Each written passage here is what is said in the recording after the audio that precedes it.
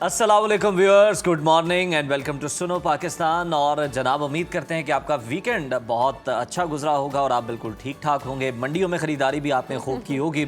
लेकिन जनाब, आज और कल ये ज़रा काम के दिन है, मसरूफियात बहुत ज़्यादा हैं और बहुत सारी मसरूफियात हमारी भी, उनका भी आगे चल के तस्करा करेंगे। लेकिन पहले तारुफ करवा दें जनाब, मैं हूँ उज़ैर मलिक और मेरे साथ मौजूद हैं नाज़रीन, मैं हूँ माहम जाहिद और तमाम देखने वालों को अस्सलाम वालेकुम। और सुनो पाकिस्तान में आप सबको खुशामदीद कहते हैं। दुआ करते हैं आपका ये दिन भी बहुत अच्छा गुजरे और खरीदारी में ही गुजरे मंडियों में। तो जनाब, आज प्रोग्राम में हम बात करेंगे पाकिस्तान की तारीखी सालिसी की कोशिशों की, जो कि अपना असर दिखा रही हैं। ईरान और अमेरिका एक अमन मुआहदे के अब बिल्कुल करीब पहुंच चुके हैं। वॉशिंगटन पोस्ट और न्यूयॉर्क टाइम्स जैसे बड़े अखबारात ये दावा कर रहे हैं कि दोनों कट्टर दुश्मनों को एक मेज पर लाने और इस तारीखी मुआहदे के पीछे सबसे बड़ा और कलीदी किरदार हमारे फील्ड मार्शल सैयद आसिम मुनीर ने अदा किया है। मतलब, जहां दुनिया भर की डिप्लोमेसी फेल हो गई, वहां पाकिस्तान की सालिसी रंग ला रही है। अब ऊंट किस करवट बैठेगा और दुनिया का अगला मोड़ क्या होगा, इस पर बात होगी। और जनाब, सितारों की चाल से मालूम करेंगे गजा में इमदाद फराहम करने के लिए जाने वाले फ्रीडम फ्लोटीला के रजाकारों पर क्या बीती। साथ ईदी साहब से इसराइली मसालिम के होलनाक इंकशाफात भी सुनेंगे और आपके सामने रखेंगे। और इसके साथ साथ नाजरीन, ईद पर मौसम कैसा रहेगा, इस पर महकमा मौसमियात की पेशगोई पर भी बात करेंगे, जिसके मुताबिक कई शहरों में पारा 50 डिग्री तक पहुंच सकता है। और अब इस तपिश और पसीने का सबसे बड़ा जो असर होता है वो हमारी स्किन पर पड़ता है। चेहरा बिल्कुल टमाटर की तरह सुर्ख हो जाता है। और ये स्किन रेडनेस कोई आम मसला नहीं है या स्किन की कोई संजीदा वार्निंग है, ये एक बड़ा सवाल है। इस पर आज सुनो पाकिस्तान के लाइव किचन में हम आपको कम खर्च और चंद मिनटों में तैयार होने वाले ऐसे जबरदस्त और हेल्दी स्नैक्स बनाकर सिखाएंगे जो ईद पर बच्चों और बड़ों समेत सबका दिल जीत लेंगे। तो ये सब कुछ और भी अहम मौज़ूआत आज के प्रोग्राम का हिस्सा होंगे। बस आपने हमारे साथ रहना है, जुड़े रहना है। बढ़ते हैं अपने पहले सेगमेंट की जानिब और प्रोग्राम का उज़ैर बाकायदा आगाज कर लेते हैं। बिल्कुल, वहाँ आलमी सियासत में इस वक्त जो खिचड़ी पक रही है उसने पूरी दुनिया को हिलाकर रखा हुआ है। एक तरफ अमरीकी सदर डोनाल्ड ट्रंप का वो रिवायती सख्त तेवर के या तो अच्छी डील करो वरना ईरान को तबाह करेंगे, और आपने हुर्मुज़ की नाकाबंदी बरकरार रखने का ऐलान भी। लेकिन दूसरी तरफ वॉशिंगटन पोस्ट और न्यूयॉर्क टाइम्स जैसे इंटरनेशनल मीडिया हाउसेज ये एतराफ़ कर रहे हैं कि इस दिहाइयों पुरानी दुश्मनी को ख़त्म कराने और दोनों ममालिक को एक मेज़ पर लाने के लिए पाकिस्तान के फील्ड मार्शल आसिम मुनीर ने सबसे अहम और कलीदी किरदार अदा किया है। और बिल्कुल जनाब, हमारी सालिसी जो है वो काम कर रही है, यही इस बात का सबूत है। लेकिन जनाब, ट्रंप साहब का अगर हम जिक्र करें तो ट्रंप साहब भी कमाल है। एक तरफ कहते हैं कि ताल्लुकात बड़े प्रोफेशनल हो गए हैं और दूसरी तरफ जम के इम्कानात भी 50-50 उनकी जानिब से बताए जा रहे हैं। बिल्कुल उज़ैर, और ट्रंप की सियासत को समझना बहुत मुश्किल है। लेकिन आलमी मीडिया पाकिस्तान की सिफारतकारी को मान गया है। डंका पाकिस्तान का बज रहा है। ईरान और अमेरिका दोनों पाकिस्तान की सालिसी में होने वाले मुज़ाकरात को बहुत संजीदगी से आगे बढ़ा रहे हैं। लेकिन इस अहम मोड़ पर ट्रंप की करीबी साथी और नेशनल इंटेलिजेंस डायरेक्टर तुलसी गबार्ड का इस्तीफा सामने आ गया है। अब इस पूरे मंजरनामे के पीछे गेम क्या है? क्या वाकई दुनिया किसी बड़ी जंग की तरफ जा रही है या कोई तारीखी अमन मुआहिदा होने वाला है? इसी पर गुफ्तगू करने के लिए हमारे साथ मौजूद हैं geopolitical analyst vice admiral retired Saeed साहब। बहुत शुक्रिया आपके वक्त का। Welcome to Suno Pakistan. जिस तरह से सर हम देख रहे हैं, सदर ट्रंप एक तरफ कह रहे हैं कि हम मुआहिदे के बहुत करीब हैं और दूसरी तरफ कहते हैं कि अमन या जंग अभी 50-50 है। एक फौजी और दिफाई जहन के मुताबिक क्या ये ट्रंप के सिर्फ प्रेशर टैक्टिक्स हैं या वाकई जंग का खतरा जो है अभी भी मौजूद है? जी, अस्सलाम वालेकुम वालेकुम महाम और उज़ैर और हमारे नाजरीन को भी अस्सलाम वालेकुम। पहले तो जैसे आपने इंट्रो में कहा कि ये बड़ी खुशाइंद बात है कि हमारे चीफ ऑफ डिफेंस फोर्सेस जो हैं उन्होंने जब विज़िट किया तो उसके बाद बहुत ही पॉजिटिव वाइब्स आई, और उसके बाद एक बॉडी लैंग्वेज और उसके बाद जो ISPR का कम्युनिके हुआ या बाद में प्रेसिडेंट ट्रंप ने भी इस पे बात की कि we are largely close to negotiated MOU। और फिर उसके बाद भी अखबारात ने इसके ऊपर बड़ा अच्छा तबसरा किया। लेकिन उसके साथ साथ फिर जैसे जैसे थोड़ा सा टाइम आगे बढ़ा है तो उसमें कुछ डिफरेंसेस ज़रूर नज़र आना शुरू हुए हैं।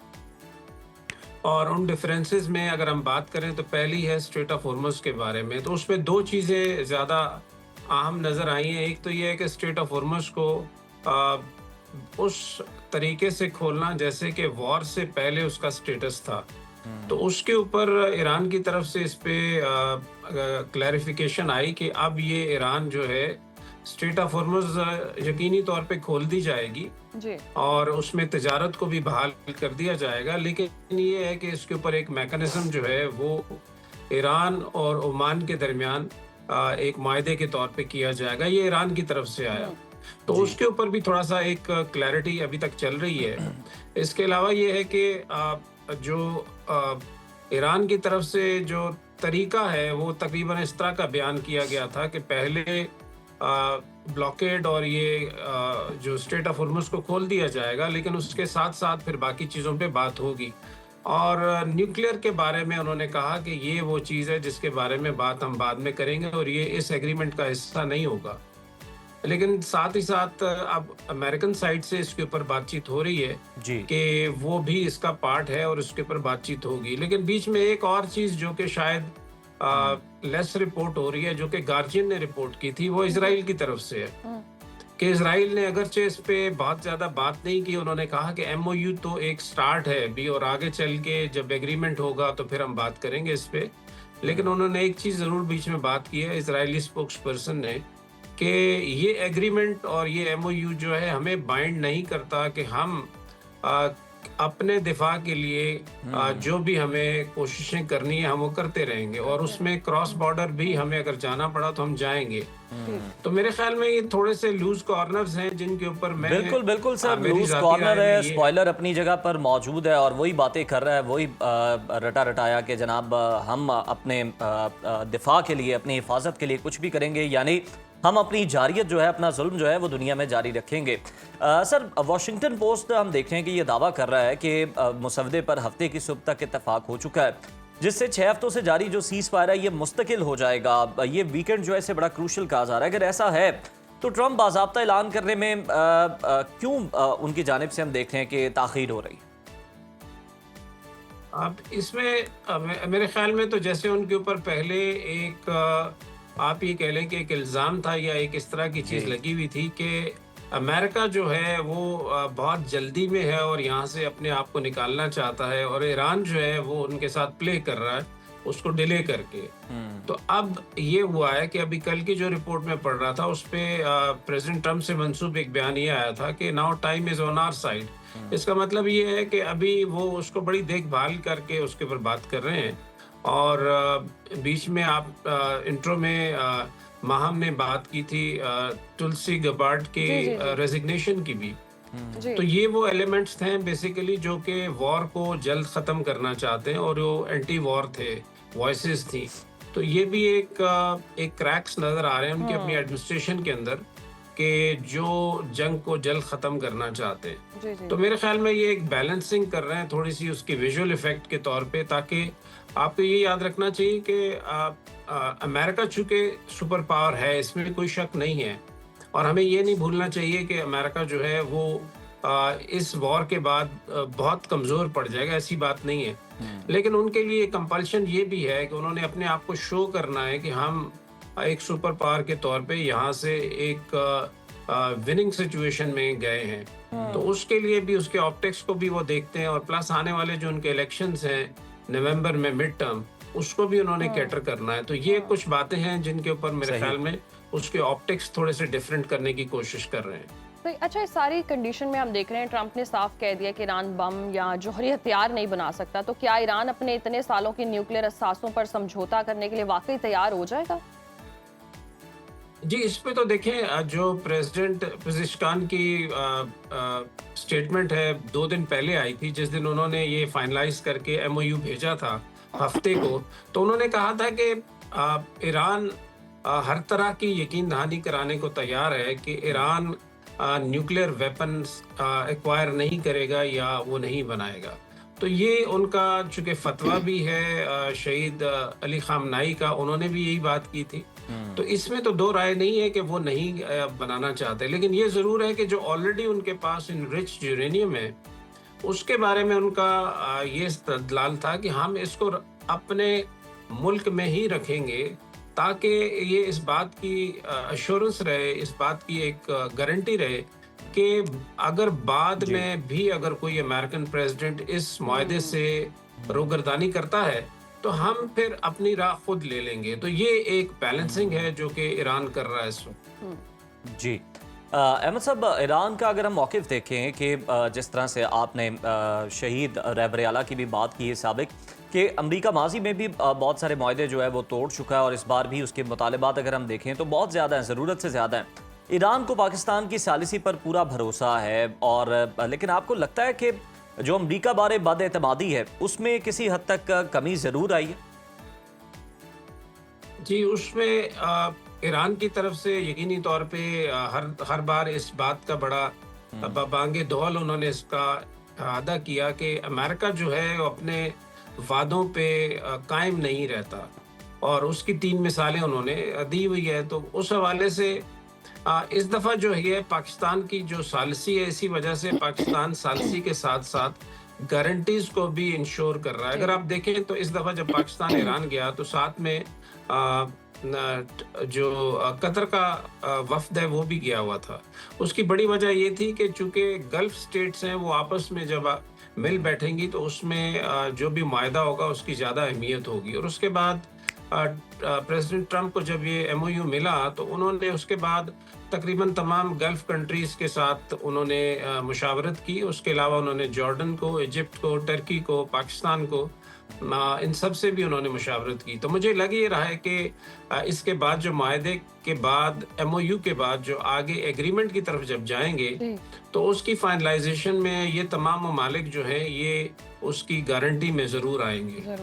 क्योंकि ईरान ने अपनी जो 14 नुकात थे उसमें तो उन्होंने कहा था कि यूनाइटेड नेशंस सिक्योरिटी काउंसिल से इस पे रेजोल्यूशन पास की जाए। तो वो शायद मुमकिन ना हो बिकॉज इतना बड़ा मुल्क ज़ाहिर है परमानेंट 5 का है तो वो ईरान के साथ इन पैरेलल वहां पे बैठने को तैयार नहीं होगा। तो ये आउटसाइड यूनाइटेड नेशन अगर कोई सोल्यूशन होता है तो इस तरह का सोल्यूशन शायद ये एक्सेप्टेबल हो ईरान को भी। अच्छा अहमद साहब, जिस तरह से हम बात भी करें, पाकिस्तान की सालिसी की तारीफें भी बहुत हो रही हैं। वाशिंगटन पोस्ट और न्यूयॉर्क टाइम्स खुलकर लिख रहे हैं कि अमेरिका ईरान मफाहमत में फील्ड मार्शल आसिम मुनीर ने सबसे अहम किरदार अदा किया है। पाकिस्तान की इस कामयाब बैक चैनल डिप्लोमेसी के बाद आने वाले वक्तों में कौन से फवाइद मिलने की उम्मीद पैदा हो गई है? जी देखिए, इससे सबसे पहले तो चूंकि अब ईरान ने स्टेट ऑफ हॉर्मुज़ पे जिस तरीके से एक उसको लिवरेज के तौर पे इस्तेमाल किया है तो उसका सबसे बड़ा पहलू यही था कि अब गल्फ के अंदर ईरान अमेरिका का जो असर रसूख था, जो इनके 13 बेसिस थे, वो अब डाइल्यूट होंगे। तो जब वो डाइल्यूट होंगे तो इस एरिया के अंदर यकीनी तौर पे एक सिक्योरिटी अम्ब्रेला की जरूरत होगी और पाकिस्तान उस हवाले से जिस तरीके से सालसी कर रहा है तो वो एक्सेप्टेबल है। इसी तरीके से इस एरिया में एक नेट सिक्योरिटी प्रोवाइडर के तौर पे और उसमें बहुत ज़्यादा अच्छे एग्रीमेंट्स भी नज़र आ रहे हैं, जैसे कि सऊदीया के साथ हुआ और आने वाले दिनों में भी अभी कुवैत के साथ भी अंदिया है और इसी तरीके से बाकी ममालिक के साथ भी। तो मेरे ख्याल में पहला डिविडेंड तो ये होगा, उसके साथ साथ और डिविडेंड्स ये नज़र आ रहे हैं जो कि इकोनॉमिक हैं।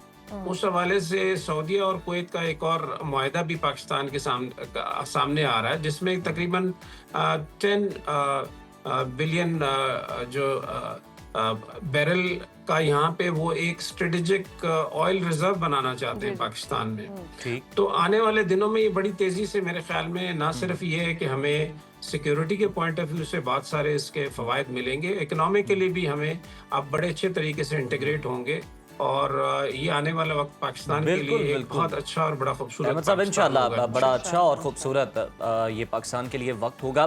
सर, खित्ते की भी अगर हम ओवरऑल बात कर लें तो ये ट्रम्प साहब जो दावा कर रहे हैं इससे मुतालिक आपसे जानना चाहेंगे, ये उनकी ख्वाहिश है या फिर खोखला दावा है या फिर इसकी कोई बुनियाद है कि शायद ईरान भी अब अब्राहम अकॉर्ड का हिस्सा बनना चाहेगा और दीगर मुस्लिम ममालिक भी इसमें शामिल होंगे? तो इस पर कोई काम हो रहा है? और अगर हाइपोथेटिकली अभी हम ये बात करें, लेकिन अगर ये मुआहदा हो जाता है तो मिडल ईस्ट में किस नौयत की नई सियासी और दिफाई सफबंदियां हो सकती हैं? देखें, इसमें ये पहला तो सबसे पहले इसका जो अंदिया है या ये खबर है ये इजरायली ज़राए से ही आई थी कि अगर ये इस तरीके से होता है कि इसके बाद ये तमाम ममालिक जो हैं इब्राहिम अकॉर्ड का हिस्सा बन जाते हैं, और उसके बाद फिर हम देखते हैं कि इसके ऊपर जो सेनेटर लिंडसे ग्राहम है, उन्होंने भी इसके ऊपर फिर ट्वीट किया। तो उन्होंने ये लिखा कि ये एक मास्टर स्ट्रोक होगा ट्रंप की तरफ से कि इसके ऊपर अगर ये ऐसा हो जाता है तो इसके ऊपर अभी अगर ऐसी बातचीत हुई तो मेरे ख्याल में इट विल टेक टाइम, और उसके ऊपर भी काफ़ी सारी चीज़ें जिनके ऊपर देखने की ज़रूरत होगी, क्योंकि इसराइल के हवाले से बहुत सारी चीज़ें ऐसी हैं जिनमें पे गल्फ ममालिक के साथ उनके ताल्लुकात में बहुत सारे ऐसी चीज़ें जो कि तारीख का हिस्सा हैं, और उसमें सबसे बड़ी बात यह है कि फ़लस्तीन का एक सोल्यूशन जो है ना वो सामने नज़र आना बहुत ज़रूरी है, और उसके खदोखाल क्या है उसको देखना पड़ेगा। और उसमें यूएन की जो रेजोल्यूशंस हैं उसके मुताबिक 1964 से पहले का जो जोग्राफियाई फ़लस्तीन था उस पे वापस जाना और उस तरीके से उन पे अमल करना क्या मुमकिनात में से होगा। तो ये बहुत बड़े सवालात हैं मेरे ख्याल में मुस्लिम ममालिक के लिए पहले इस पे बातचीत करने के लिए। सही, बहुत शुक्रिया अहमद सईद साहब आपके वक्त का, और जो सूरत हाल है वो सबके सामने है, मुज़ाकरात की बातें हो रही हैं, और वी होप कि ईद के बाद जिस तरह से कहा भी जा रहा था कि एक बैठक होगी और मुज़ाकरात होंगे, और मोहसिन नकवी साहब भी बड़ी कोशिशें कर रहे थे और तारीफ़ें पाकिस्तान की सालिसी की हो रही हैं कि कहीं ना कहीं दोनों पार्टीज़ बैठेंगी और बातचीत और कुछ लो और कुछ दो वाली पॉलिसी पर अमल दरामद करके कहीं ना कहीं मुज़ाकरात कामयाब होते दिखाई दे रहे हैं। लेकिन यस, ट्रंप से हम कुछ भी एक्सपेक्ट कर सकते हैं। मैं यही कहना चाह रहा हूँ खाकम बदन, मतलब पहले भी डेट्स आ चुकी हैं वीकेंड्स के हवाले से, और जितना भी इंटरनेशनल मीडिया, अमेरिकन मीडिया ख़ास तौर पर, बड़े बड़े क्रेडिबल जो इदारे हैं उनके जनाब सोर्सेज फेल कर दिए हैं डोनाल्ड ट्रंप साहब ने क्योंकि हमेशा जो है वो हम देख रहे होते हैं कि जो ही मुज़ाकरात कामयाब होने जा रहे होते हैं लेकिन फिर डोनाल्ड ट्रंप कोई ना कोई बात ऐसी कर देते हैं कि जनाब ईरान भी पीछे हट जाता है। लेकिन अब हम उम्मीद करते हैं कि जनाब इस वीकेंड में बिलाखिर ये मसला जो है, ये मामला जो है वो हल हो जाए, और जो मईशतें वेंटिलेटर पर हैं जनाब उनको दोबारा से उनका जो सांस है वो बहाल हो और जनाब दुनिया में दोबारा अमन हो। अभी ब्रेक शामिल करते हैं, देखते रहिए सुनो पाकिस्तान। Welcome back viewers. और जिस तरह से आपको ह्यूमन नेचर का पता है, मतलब आपने खुद को भी असेस किया होगा कि बंदा क्यूरियस रहता है कि जनाब आने वाले वक्त में उसके साथ क्या बीतने वाली है, और अगर उसको पहले कुछ थोड़ा सा हिंट मिल जाए, पता चल जाए जनाब कोई फैसला साजी है, कोई मुशावरत करनी है, तो बंदा बेहतर फैसला ले सकता है, उसकी तैयारी कर सकते हैं आप आने वाले कल की। और वो थोड़े से बदले या ना बदले वो लगता यस, ये जानना जरूर चाहता है इंसान के सितारे गर्दिश में हैं या सितारे साथ दे रहे हैं, क्या कुछ होने वाला है। आगे ईद भी आ रही है, जेब पर भी भारी पड़ सकते हैं सितारे, तो जानते हैं कि इस वीक क्या होने वाला है। किसाई के सितारे क्या कहते हैं ये भी तो जान, किसी का स्टार होगा ही ना, किसी किसाई का भी। तो दाऊद साहब की तरफ चलते हैं और जानते हैं कि जी सितारों का हाल क्या होने वाला है। बहुत शुक्रिया आपके वक्त का, वेलकम टू सुनो पाकिस्तान। तो पहले स्टार की तरफ ही चलते हैं। बुर्ज हमल क्या कह रहे हैं? इस हफ्ते का स्टार कसाई ये तो है वैसे। बहुत शुक्रिया आपका। 25 मई से 31 मई जी बड़ी तब्दीलियां, अच्छा। बड़ा राजयोग। मैं कहूंगा कि ईद से पहले ईद या ईद के बाद बड़ी ईद। अच्छा। बड़ी ईद भी है और खुशियां भी हैं। तमाम ज़ोडिक साइन की एनर्जी में एक बड़ा बदलाव। 31 मई को मून जो है वो जेमिनी में आ रहा है, न्यू मून, नई बिगिनिंग, नया आगाज और तब्दीलियां। इसलिए आपको रेमेडीज भी बताई जाएगी अकॉर्डिंग टू आपके ज़ोडिक साइन। और जनाब खास वजीफा तमाम ज़ोडिक साइन का एक ही एंड पे बताया जाएगा। वीडियो जरूर देखनी है जनाब, अच्छा, आपने तो जरूर अमल करना है। जी जी। कसाई की बात, हाँ जी बिल्कुल, आप मेरा वजीफा वैसे लगा दें। तो जनाब बात करते हैं सबसे पहले एरीज बुर्ज हमल, कार्ड ऑफ द वीक की बात करते हैं। तो एरीज किंग ऑफ कप, इस वीक में एरीज वालों की बहुत ही जबरदस्त किस्म की एनर्जी होने जा रही है। आप लोगों की स्टोरी ऑफ द वीक की बात करूं तो अपने आप से थोड़ा सा फाइट भी कर रहे हैं। और जनाब यहाँ पे बात करें सेलिब्रेशन की एनर्जी, हालात को बेहतर करने की कोशिश और रूहानियत में इजाफा और सुकून आप अपने रिलेशन में और अपनी फैमिली में देखेंगे। जॉब और बिजनेस की बात करूं तो अभी तो प्रेशर है इस वीक में। और मोहब्बत की बात करूं तो मोहब्बत में ज़बरदस्त किस्म की एनर्जी है।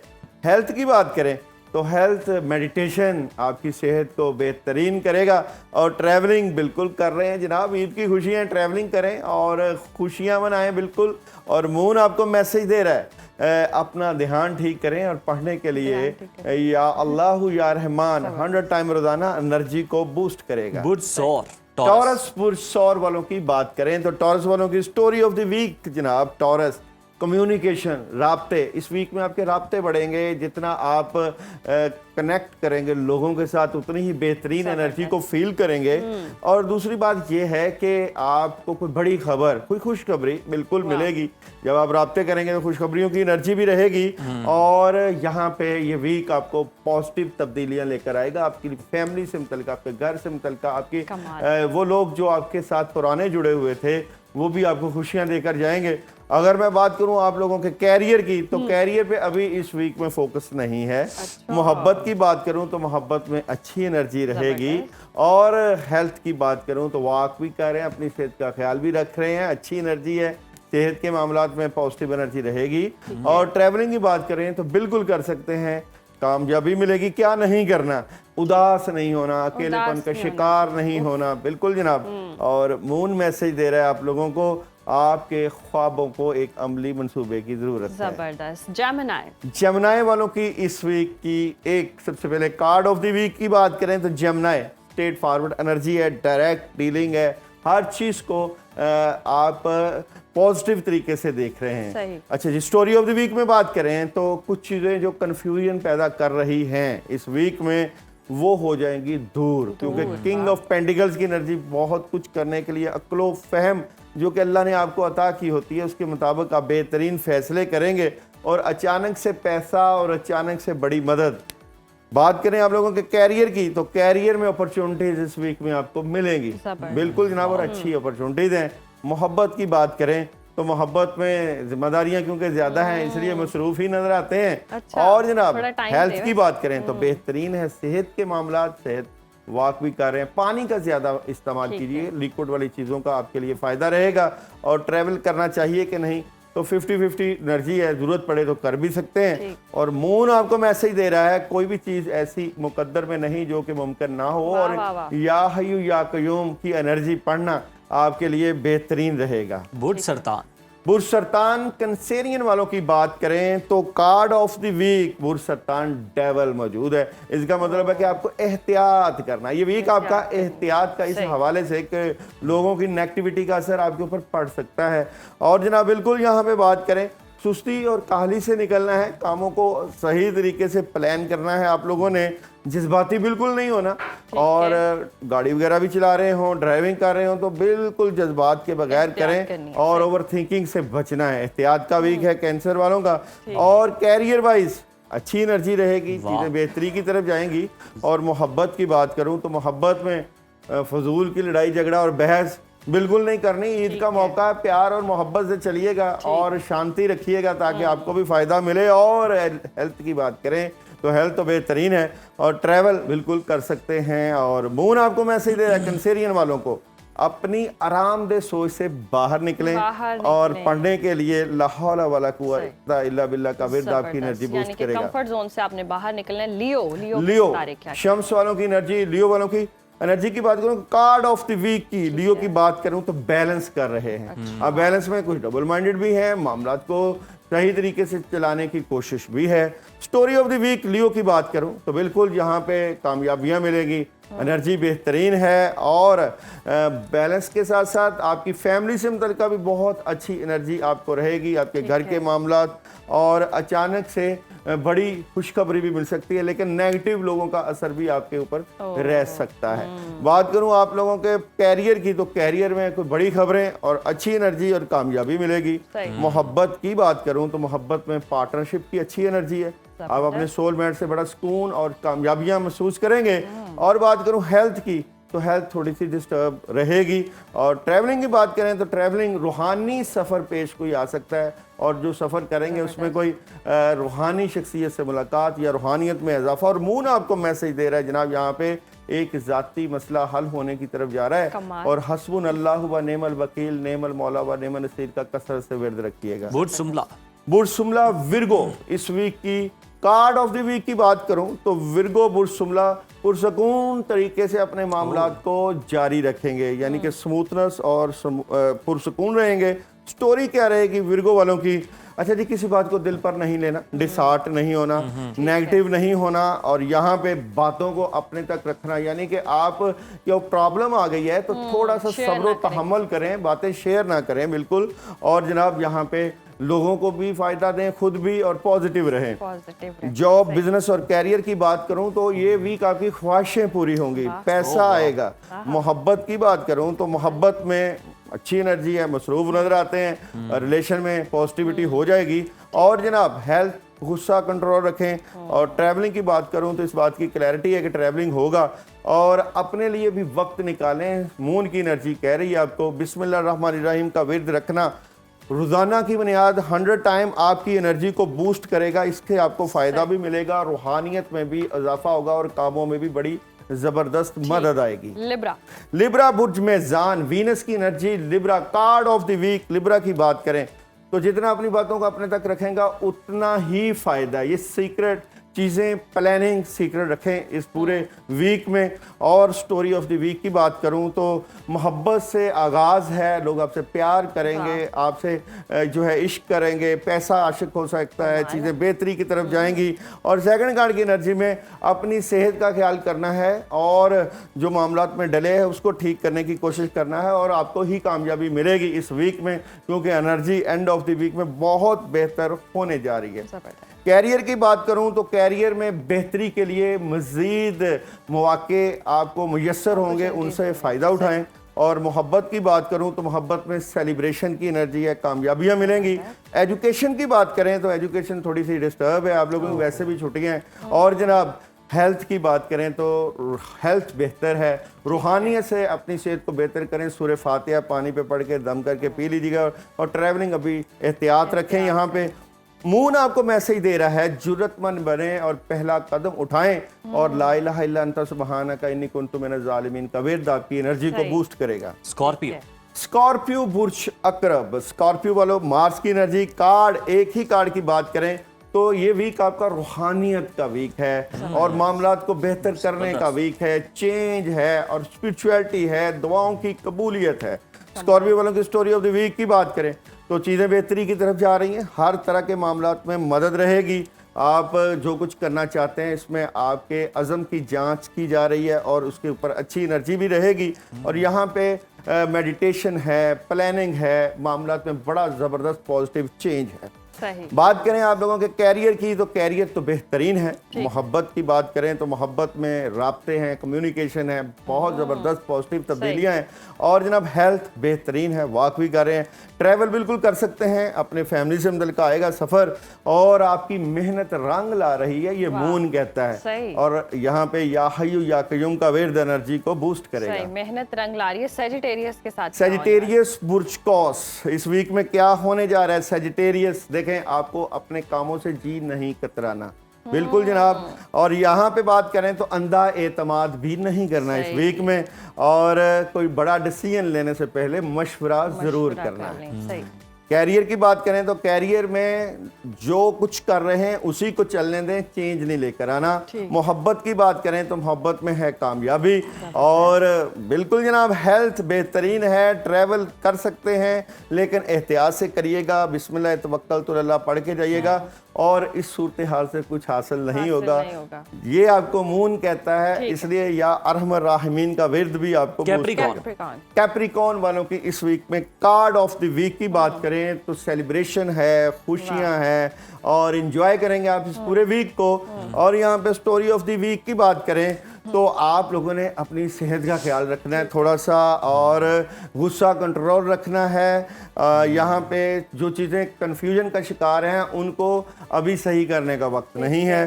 कैरियर की बात करें तो कैरियर में बेहतर एनर्जी है। मोहब्बत की बात करें तो कामयाबी है, और हेल्थ आप लोगों की डिस्टर्ब रहेगी। ट्रैवल की बात करें तो बिल्कुल कर सकते हैं, इसलिए अगर सेहत ठीक करनी है तो सफ़र के लिए जाएं, वॉक करें, बातचीत करना है, मैं बिल्कुल मून कहता है। और यहाँ पे पढ़ने के लिए सूरह इखलास आपकी एनर्जी बूस्ट करेगा। एक्वेरियस वालों का इस वीक में कार्ड ऑफ द वीक की बात करें तो चेंज है, बड़ा चेंज। क्या ये पॉजिटिव है या नेगेटिव, और ये पैसों से मुतल्लिका चेंज है। अब इसको देख लें कैसे आपने सेटल करना है। स्टोरी की बात करें तो बिल्कुल माली तौर पे चीज़ें बेहतरी की तरफ जाएंगी, कामों में बेहतरी आएगी और एक नया आगाज़ रहेगा। सही। बात करें आपके कैरियर की तो कैरियर में अब आप बहुत ज़बरदस्त फैसले करने जा रहे हैं इस वीक में, और मोहब्बत में बिल्कुल सन की एनर्जी है। मोहब्बत में कामयाबी है, इज्जत और शोहरत भी मिलेगी, और हेल्थ बेहतरीन है। ट्रैवल बिल्कुल करेंगे आप, और मून नामुमकिन पर यकीन रखें, और पढ़ने के लिए आयतुल कुर्सी 2 मरतबा रोजाना। ठीक है, Pisces। Last one, Pisces। Pisces बुर्ज हौत, card of the week Pisces वालों का कप है, कामयाबी है, खुशियां हैं, बिल्कुल जनाब। और स्टोरी ऑफ द वीक की बात करें तो आप अपने बुजुर्गों और बड़ों के पास बैठे हैं इस वीक में, उससे आपको फ़ायदा मिलेगा।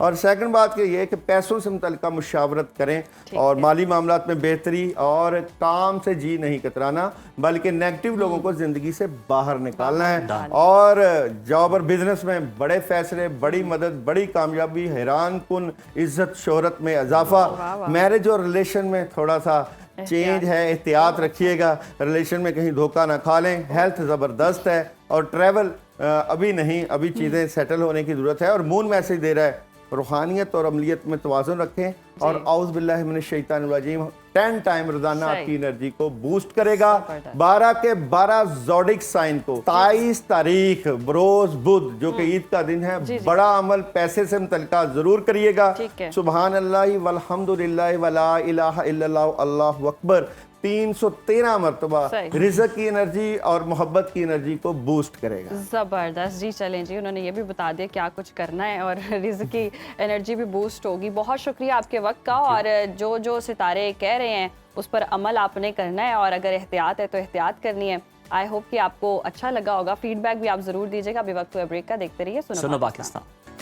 व्यूअर्स, बड़ी ईद का नाम सुनते ही जहन में सबसे पहले टिक्के, कबाब, कढ़ाई और कलेजी घूमने लगती है, और यकीनन जो बारबेक्यू से रिलेटेड सामान है उसकी भी जो खरीदो फरोख्त है वो बहुत ज़्यादा जनाब बढ़ चुकी होगी।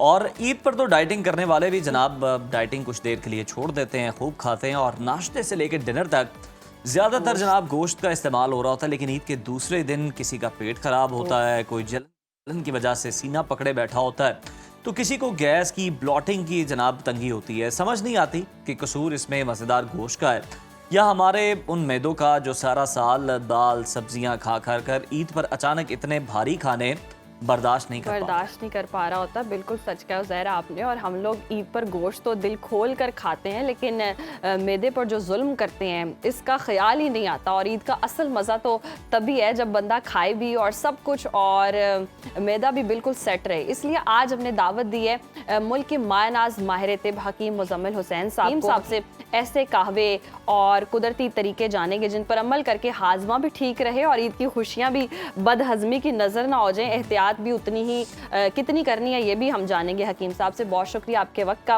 Welcome to Suno Pakistan. जिस तरह से हमने जिक्र तो कर दिया, हमने पूरी ईद गोश्त खाना ही खाना है, इवन ईद के बाद भी खाना है, तो लोगों के हाजमे ख़राब हो जाते हैं। सही रहने के लिए क्या तिब्बी मशवरे हैं?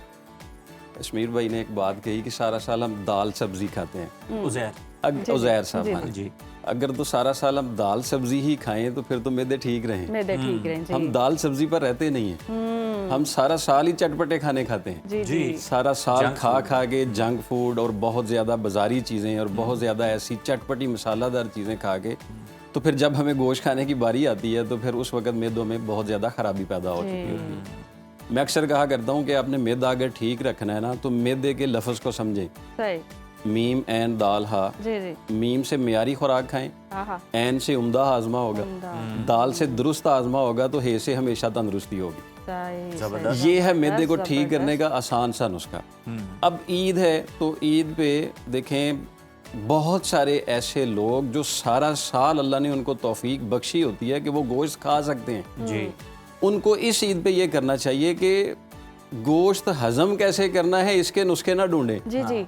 गोश्त बांटना कैसे है इसके तरीके ढूंढें। आज ये वाला कर लेते हैं क्योंकि वो लोग जिन्होंने साल बाद गोश्त खाना है उनका कभी मैदा खराब नहीं होता जी। वो ठीक तरह से खाते हैं। मतलब गोश्त एक होता है जायके के लिए खाना, हमारा पेट भर जाता है लेकिन हमारी आंखें नहीं भरती। तो जब आंखें नहीं भरती हैं तो फिर वो निज़ाम-ए-हज़ाम पर भी असरअंदाज हो जाता है। सही। मैदे में हाजमे के अफ़ाल का कमज़ोर होना मैदे की उस सलाहियत को कमज़ोर कर देता है जो गोश्त हज़म करने में मुआवन होती है। अच्छा। तो अगर गोश्त कुर्बानी अल्लाह तबारक व तआला ने एक नेमत अता फरमाई, और गोश्त एक ऐसी नेमत है जो जन्नत में भी हमें मिलनी है। अच्छा। अल्लाह तबारक व तआला ने परिंदों के गोश्त का जिक्र फरमाया है, वैसे मेवों का जिक्र फरमाया है, गोश्त का जिक्र फरमाया है। कुर्बानी वाले दिन आप अगर अक्सर औकात होता है ईद वाले दिन हमारा जो पहला खाना होता है कुर्बानी का, वो कलेजी के सालन जी, जी, से आगाज़ जी। हो जाता है। तो वो कलेजी का सालन ही हम इतना पेट भर के खा लेते हैं, और फिर ये भी चाहते हैं कि 3-4 घंटे के बाद दूसरी हांडी भी हमारे लिए तैयार हो तो हम वो भी भर के खा लें। तो जब हम मैदे पर बोझ डालेंगे, दबाव डालेंगे, तो फिर वो जो टरू वाले दिन वाला गोश्त होता है ना, वो फिर हमारे लिए नहीं रहेगा, वो फिर खराबी पैदा कर देता है।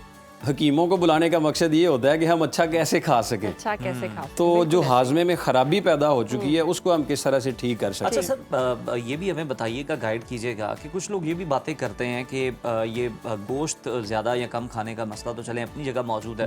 वो कहते हैं कि आम दिनों में जो आप गोश्त खा रहे होते हैं वो स्लॉटर हाउस से इस तरह से आया होता है कि उसका खून जो है वो मुकम्मल ड्रेन आउट हो गया होता है। यहाँ पे कसाई जल्दबाजी में कुछ ना कुछ ऐसा करते हैं गोश्त के साथ कि वो ब्लड भी उसके अंदर मौजूद होता है और इस तरह की चीज़ें होती हैं जिसकी वजह से सफाई भी प्रॉपर नहीं होती और फिर वो प्रॉब्लमैटिक होता है आगे चल के। जी देखें, ये तो इसमें तो कोई शक नहीं है कि आप साल बाद ये जो हमारी एक इबादत है कुर्बानी की, इसके गोश्त बनाने में हर माहिर आदमी नहीं होता है। ठीक है, बहुत सारे लोग अनजान तो ऑर्डर बहुत ज़्यादा होते हैं, उनके पास इतना वक्त नहीं होता कि उसको साफ नहीं कर सकते। अब जब गोश्त बन के आपके पास आ गया तो फिर आपकी थोड़ी सी जिम्मेदारी शुरू हो जाती है कि आप उसको थोड़ा सा जांचें, उसको साफ़ करें, जो अलाइश उसके साथ मौजूद है वो उसको साफ़ करें।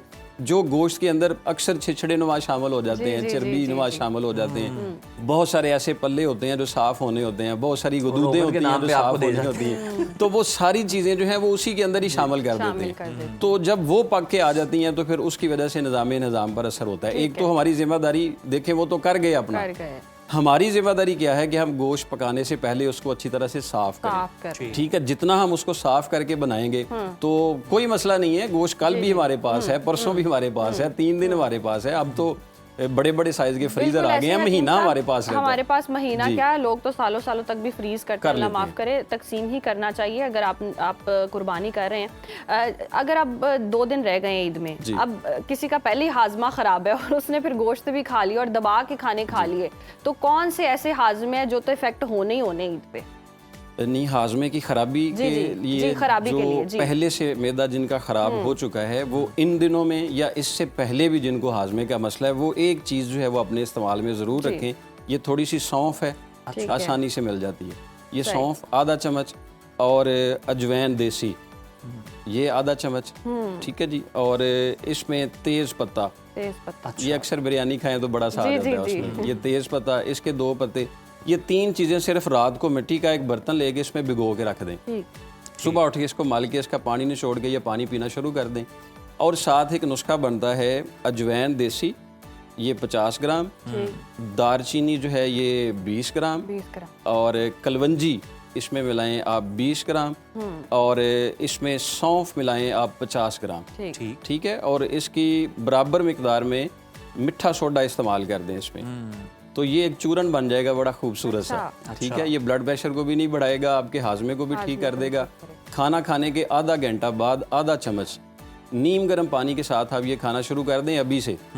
एक तो आपका मैदा गोश्त हजम करने की तेज करें, आप मैदा तेज करें। एक ही काम है ना, उसने भी काटना है और मैदे ने भी अपना निज़ाम चलाना है। तो इस लिहाज से मैंने पहले कहा जो पहले से मैदे की खराबी है वो भी ठीक हो जाएगी।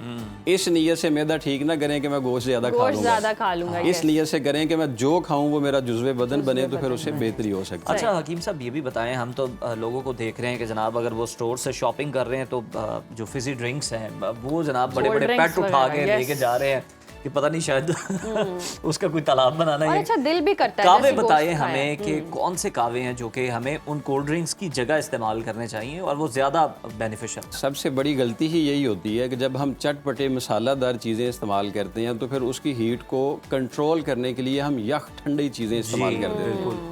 एक मर्ज है तेजाबियत। जी जी जी। मैं तेजाबियत का एक बगैर नुस्खों के इलाज बताया करता हूँ, अच्छा अच्छा। और वो तेजाबियत के लफ्ज में ही मौजूद है। अच्छा, मतलब तेजाबियत आप जी, लिख जी, लें कागज जी। पे, तेज से तेज मिर्च छोड़ दें। ठीक, अच्छा, वाह। मतलब गोश्त तेज मिर्च में ना बनाए। तेज मिर्च ठीक, छोड़ ठीक दें, है, सही। ये ये मिर्च की बात जी, हो रही जी। है, कोई भी मिर्च जो है, कोई भी हो। कोई भी मिर्च है, वो तेज गोश्त मिर्च। को तेज मिर्च में ना मिलाएं। ठीक है, आप अगर कहें कि गोश्त मसालेदार और चटपटा और सीसी चटपटा, करवा रहे हैं, जी, तो जी, आप गोश्त का फायदा नहीं ले रहे हैं, अब मसाले का फायदा ले रहे मसाले हैं। का बिल्कुल ले। ठीक तो है। गोश्त आपको प्रोटीन देनी चाहिए, उसने आयरन देना है आपको, आपने बहुत सारी एनर्जी देनी है, वो मसालों में जाया कर देते ठीक हैं। है। ठीक है, मिर्च तेज ना हो। मिर्च छोड़ दें, ये से यख ठंडा पानी छोड़ दें। अच्छा, अच्छा, गोश्त के साथ कभी यख ठंडा पानी ना लें, नहीं भी यख ठंडी कोल्ड ड्रिंक ना लें। कोई भी ठंडी ड्रिंक आप गोश्त के साथ लेंगे वो उसको बदहजमी की तरफ ले जाएगी। की तरफ। तेज मिर्च छोड़ दें, यख ठंडा पानी छोड़ दें, जे आ जाती है आगे, जी, जिंगर बर्गर ना खाएं। अच्छा, ये बिलखसूस इन सही। दिनों में जिंगर बर्गर का इस्तेमाल छोड़ इस्तेमाल छोड़ दें। आगे अलिफ आ जाता है, अलिफ से अच्छी नींद लें, अच्छी नींद बहुत जरूरी। अच्छी नींद सही। बहुत ज्यादा जरूरी है। ठीक। फिर आगे बे आ जाता है, बगैर भूख के खाना ना खाएं। ठीक है, आपको जबरदस्त। भूख नहीं है तो आप जबरदस्ती क्यों कर रहे हैं? जबरदस्ती ठीक है, आप ना वेट करें। कर लें सही। थोड़ा सा, मैदे को थोड़ा खाली रखें ताकि वो इस काबिल हो जाए। ठीक है, जब ये सारी चीजें आप कर लेंगे, तेज मिर्च छोड़ देंगे, यख ठंडा पानी छोड़ देंगे, और जिंगर बर्गर छोड़ देंगे, अच्छी नींद नींद लेंगे, लेंगे। और बगैर भूख के कभी खाना नहीं खाएंगे, तो फिर ये से यकीनी हो जाएगी, तेज से तंदुरुस्ती हो जाएगी। वाह वाह वाह, जबरदस्त। अब जबरदस्त जी। इतनी तेजी से कोई और नुस्खा ही बता दें जो ईद पे कामयाबी हमें दे, जो सेहत कावा ठीक रखे। अगर आप इस्तेमाल करना चाहें ईद के दिनों में, तो वो बेहतरीन कावा होता है। ये अजवैन देसी, और इसमें ताज़ा पुदीने के पत्ते डालें, ठीक है। 15 से 20 पत्ते, ठीक है जी। और इसमें थोड़ी सी सूंड मिला लें, ठीक है, ये पीसी हुई सूंड है, ठीक। ठीक है। सूंड ना मिल सके तो अदरक का एक पीस ले लें, ठीक है। ठीक। ये वाला एक कावा 2 कप पानी में पका के ये कावा बन जाए, उतार के थोड़ा सा शहद मिला लें, तो ये कावा सुबह शाम इस्तेमाल कर लें, या जब भी खाना खाएं उसके बाद आप ले लें। ये आपके हाजमे को बेहतर कर देता है। ठीक। जो लोग ईद के दिनों में गोश्त खा के अपना वजन भी कम करना चाहते कम हैं, करना चाहते हैं। गोश्त जी, जी, खाते जी। हुए। गोश्त अच्छा, खाते हुए वजन कम करना ये चाहते तो हैं कि बहुत ही गोश्त भी मैं जबरदस्त। खाऊं, पेट भी ना बढ़े पेट और भी वजन ना भी बढ़े। ठीक रह जी सके। जी, तो फिर वो अजवैन देसी ठीक है, और ज़ीरा सफ़ेद, ये 2 चीज़ें, और इसके साथ आपने लेना है मेथी दाना, मेथी दाना, ठीक है, ठीक है। मेथी दाना, ये 3 चीज़ें रात को पानी में भिगो के रख दें, सुबह उठ के एक बार उबालें इनको। जैसे कावा पकाया जाता है वैसे नहीं पकाना, एक बार ही उबाल के उतार देना है, और ये नीम गर्म सुबह सुबह खाली पेट पीना शुरू कर दें। इंशाल्लाह ये पेट पर जो बढ़ी हुई चर्बी है वो भी कम कर देगा, और जो अफारा बना रहा होता है वो भी ठीक कर देगा, और इसका ये फायदा है कि कमर में जो दर्द हो रही होती है वो भी ठीक हो जाती है। कमाल, इतने सारे फायदे। बहुत शुक्रिया हकीम साहब आपके वक्त का, और वी होप कि आपको ये नुस्खे अच्छे लगे होंगे। आजमाइएगा और अपना फीडबैक भी दीजिएगा। अभी वक्त हुआ ब्रेक का, देखते रहिए सुनो पाकिस्तान। तो नाज़रीन, अब वक्त हुआ चाहता है कि ये जाना जाए कि मुल्क के मुख्तलिफ शहरों में दर्जा हरारत क्या रहने वाला है, क्योंकि ईद के हवाले से तो पता चल रहा है कि जनाब ईद पे खासी गर्मी रहने वाली है। लेकिन माहम, आप बताएं कि आज मौसम कैसा है? यस, ये जानना बहुत ज़रूरी है, क्योंकि ईद से पहले या ईद के बाद कुछ लोग वैसे टूर प्लान कर रहे हैं, तो उनका भी ये सयाहों के लिए भी बहुत एक तशवीशनाक बात यह है कि भाई गर्मी अगर बढ़ गई तो क्या होगा। तो देखते हैं मुख्तलिफ शहरों में दर्जा हरारत क्या रहने वाला है।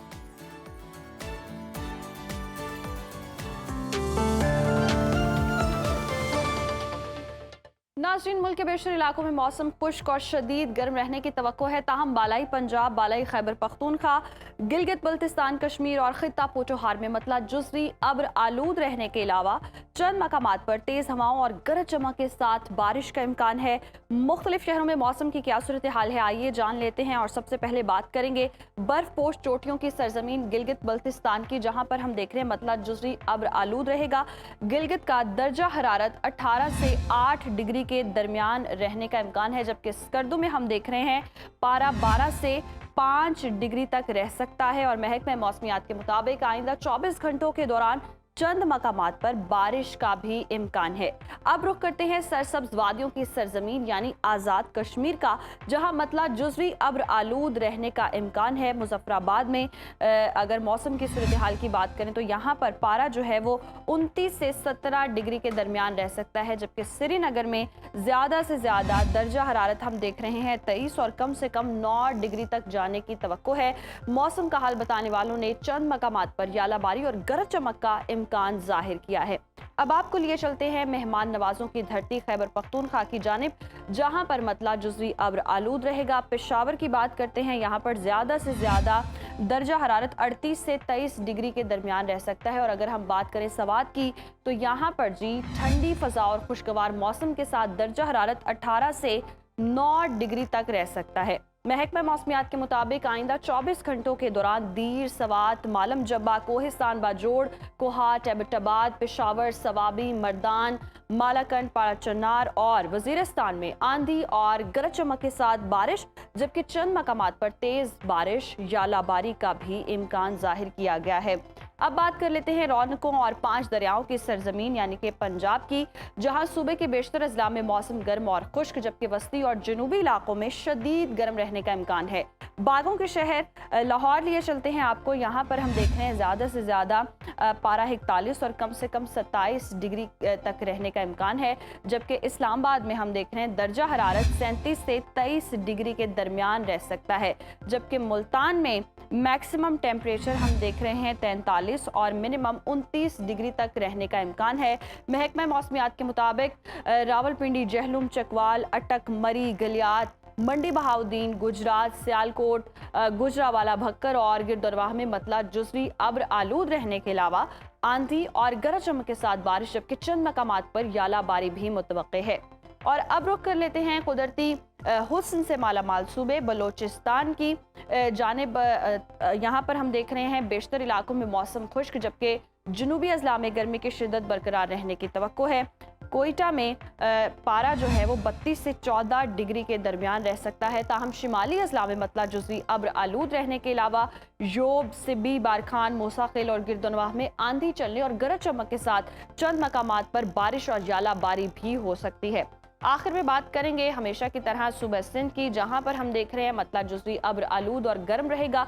कराची की बात करते हैं, कराची में दर्जा हरारत 36 से 28 डिग्री के दरमियान रह सकता है, जबकि हैदराबाद में मैक्सिमम टेम्परेचर है 45 और मिनिमम 27 डिग्री तक जा सकता है। ताहम बालाई अजला में मौसम शदीद गर्म रहने का इम्कान है।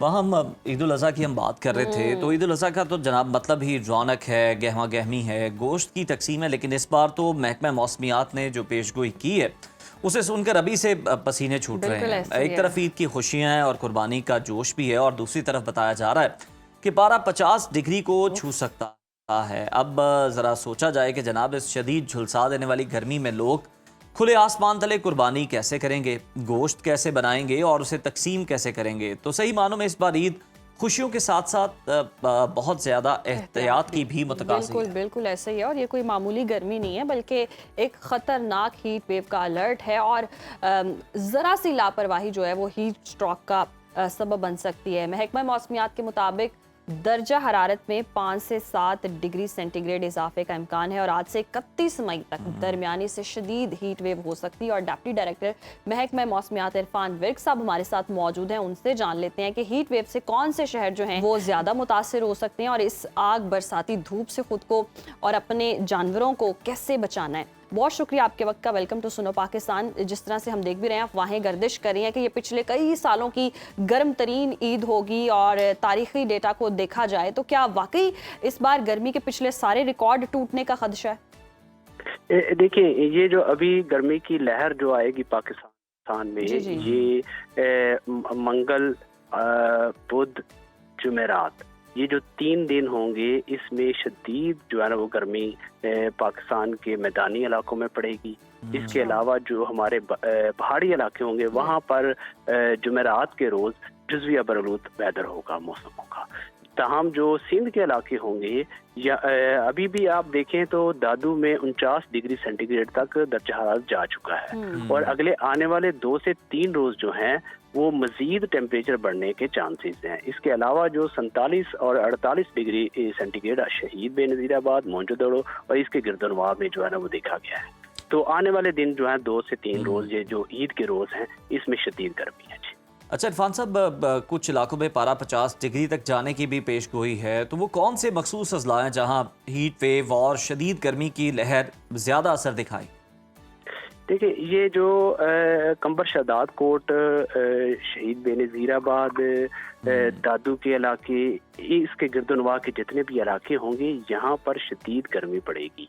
इसके अलावा जो जनूबी बलूचिस्तान के इलाके हैं, नोकुंडी, और इसके अलावा जो दूसरे इलाके हैं, नुकुंडी के इर्द गिर्द के जितने भी इलाके होंगे, वहाँ पर भी जो है वो शदीद गर्मी हम देख रहे हैं। सही, जिस तरह से हीट वेव का भी खदशा बताया जा रहा है, ईद उल अज़हा के तीनों दिन मुल्क के कौन कौन से हिस्से हैं जहां निस्बतन ज़्यादा मौसम जो है गर्मी की तपिश बहुत ज़्यादा होगी और कहीं पर मौसम नॉर्मल भी हो सकता है?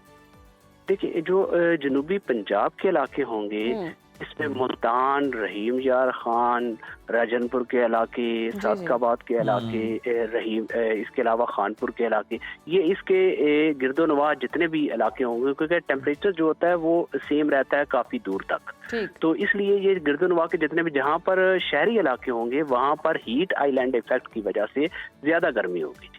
अच्छा इरफान साहब, चूँकि ऑब्वियसली लॉन्ग वीकेंड है और लोग जो है वो प्लान भी कर रहे हैं कि जनाब कहीं नॉर्दर्न एरियाज़ का जनाब विज़िट करें और कोई तफरी भी करें, तो ये बताइएगा कि क्या वहाँ पर किसी किस्म का कोई बारिशों का, कोई तूफ़ान का या लैंडस्लाइडिंग का कोई ख़तरा तो मौजूद नहीं है? सयाह अगर जाना चाह रहे हैं तो वो इजीली जा सकते हैं? देखिए, जो होगा ना 28, 29 और 30 के जो दिन होंगे, जिसमें जुमेरात, जुम्मा, हफ्ता के रोज बनते हैं, इन रोज में जो जो पहाड़ी इलाके होंगे, वहाँ पर एक वेदर सिस्टम मौजूद होगा, जिसमें तमाम इलाकों में तो नहीं, लेकिन कहीं कहीं जो है ना वो बारिश भी होगी और बादल भी रहेंगे। जी जी। सही। अच्छा इरफान साहब, अब जिस तरह से हम देख रहे हैं कि शदीद गर्मी भी होगी, हीट वेव का भी खदशा है, तो ये कब तक टूटेगा और क्या ईद के बाद बारिशों का कोई इम्कान नजर आ रहा है? देखिए, जो जनूबी इलाके हैं वहाँ पर तो रहेगी गर्मी, वो अभी, और हो सकता है कि लोकलाइज्ड कहीं कोई एक आध जगह पे जो है ना वेदर हो जाए ईद के बाद, अदरवाइज जनूबी इलाकों में जो है इसी तरह गर्मी जारी रहेगी। ताहम जो बालाई इलाके हैं, जिनमें खिता पोटोहार और इसके गिरदनवा के इलाके, कश्मीर और गिलगित बल्तिस्तान के इलाके, इसमें हम एक्सपेक्ट कर रहे हैं कि ईद के फौरन बाद जो है ना एक वेदर सिस्टम जो है ना आएगा, जिससे कुछ इलाकों में जो है ना वो आंधी के साथ कोई बारिश हो सकती है। अच्छा इरफान साहब, ये भी बता दीजिएगा, अगर कोई पंजाब से ट्रैवल कर रहा है या कराची से ट्रैवल कर रहा है, तो कौन से पहाड़ी इलाकों में से जगह ऐसी है, इलाके बेहतर हैं जहाँ पर मौसम जो है वो ठंडा मिले और किसी किस्म का भी जनाब कोई ख़तरा मौजूद नहीं है? देखिए, जो केपी के इलाके हैं, जिनमें लोअर जैसे पेशावर से ऊपर आप चले जाएं, स्वात और इसके इर्द गिर्दनवा के इलाके, ताहम लोगों को एहतियात करनी चाहिए कि रिवर बेड के अंदर जो है ना वो ना वेंचर करें, क्योंकि दरिया का बेड जो है आजकल, क्योंकि गर्मी ऊपर ज्यादा पड़ती है, तो पानी का फ्लो बहुत तेज होता है। जी सही। बहुत शुक्रिया इरफान साहब आपके वक्त का, और इस बार ईद पर बहुत ज़्यादा तपिश होने वाली है, एहतियात की बहुत ज़्यादा ज़रूरत है, हीट स्ट्रोक का। लेकिन वहाँ अच्छी बात यह है कि ईद के पहले 2 दिन ज़रा गर्मी ज़्यादा होगी, लेकिन तीसरे दिन से जनाब माहिरीन ये बता रहे हैं, इरफान साहब भी बता रहे थे कि मौसम जो है वो बेहतर होना शुरू हो जाएगा। तो जनाब ऑब्वियसली आप प्लान कर सकते हैं, अगर आप अपनी फैमिली के साथ, फ्रेंड्स के साथ अगर आप ट्रैवल करना चाह रहे हैं। लेकिन मरी का जो खासतौर पर बैचलर्स हैं उन्होंने रुख नहीं करना, क्योंकि सेक्शन 144 वहाँ पर इम्पोज है और सिर्फ फैमिलीज को वहाँ पर अलाउ किया गया है। आगे बढ़ते हैं नाजरीन, गजा के मजलूम बच्चों और भूख के शिकार इंसानों तक खाना और अद्वियात पहुँचाने के लिए एक बैनुल अक़वामी इमदादी काफिला फ्रीडम फोटेला गया था, जिसमें हमारे पाकिस्तान का मान अब्दुल सत्तार ईदी साहब के पोते साद ईदी भी शामिल थे। लेकिन बैनुल अक़वामी समंदर में जहां कानूनन कोई किसी को हाथ नहीं लगा सकता, वहां इसराइली फौज ने निहत्ते समाजी वर्कर्स को ताकत के जोर पर अगवा किया। 2 रातें बहरी जहाज पर और फिर कैद खाने के फर्श पर पानी डालकर लेजर लाइट्स मारकर जो तशद्दुद किया गया वो सुनकर रूह कांप उठती है।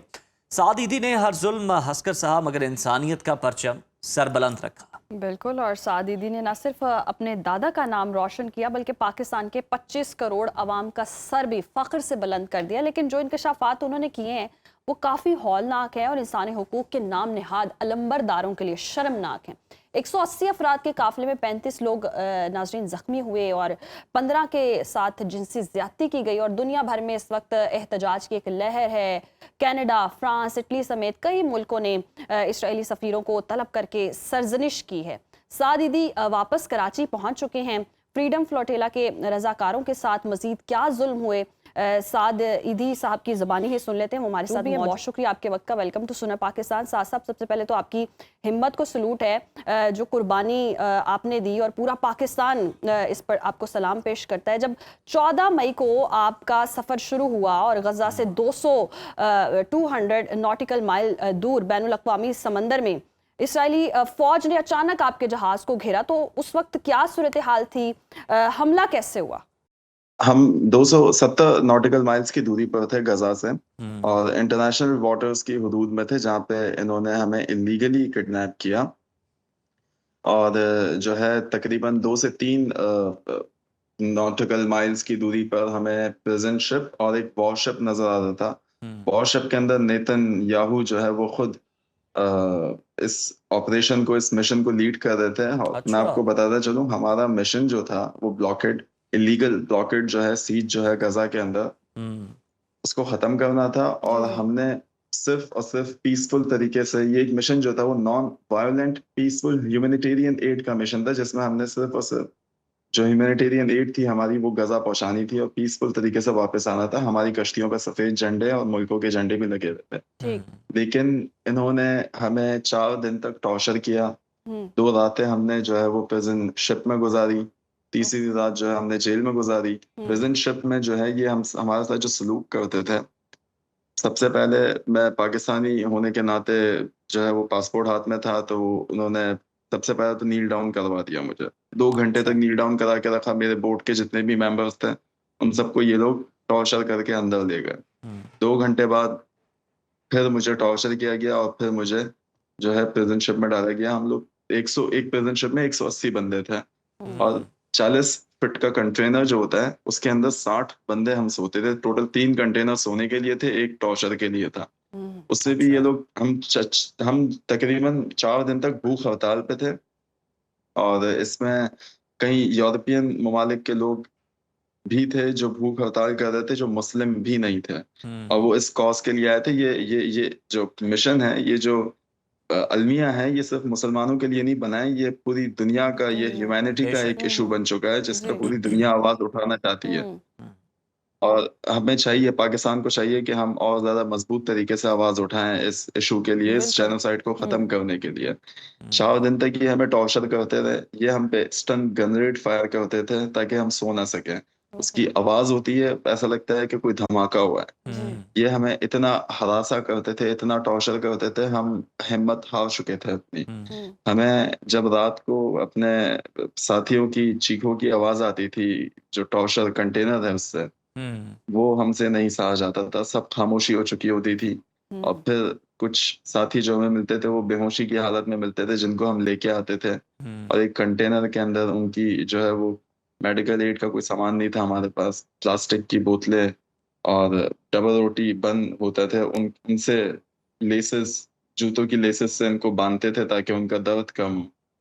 लेकिन इस तरह का रवैया कोई जानवरों के साथ भी नहीं करता, जो इन्होंने एक पीसफुल मिशन वाले जो लोग थे उनके साथ अपनाया है। बिल्कुल साद, हमें इनसे इंसानी रवैये की तवक्को भी नहीं है और जिस तरह से इनके मसाले में पूरी दुनिया उनको देख चुकी है और पुरअमन मतलब खुराक पहुंचाने के लिए मजलूमों तक जो ये काफिला था उसके साथ जो सलूक किया गया वो पूरी दुनिया ने देखा। इससे पहले भी ऐसा हो चुका है।